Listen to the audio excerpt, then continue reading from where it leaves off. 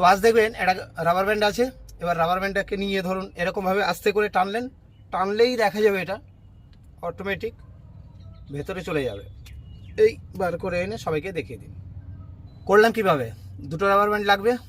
একটাকে প্রথম এখান থেকে নিয়ে এই আমি হালকা বাদিয়ে রেখে দিয়েছি। এবার আমি সবার সামনে যেমন শুরু করলাম, যেমন একটা রাবার ব্যান্ড আছে এই পেছনে নিলাম, তাকে নিয়ে পেছন দিকে ছেড়ে দিলাম, মানে ও চলে গেল।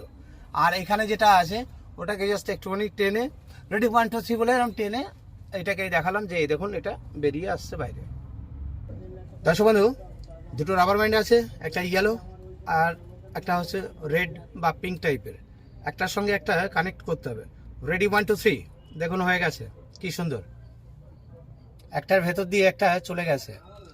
আবার এটাকে রেডি 1 2 3 বলে যদি টেনে নেওয়া যায় তাহলে দেখা যাবে এটা আবার দুটো আলাদাই হয়ে যাবে। এটা যখন করবেন এই ধরলেন,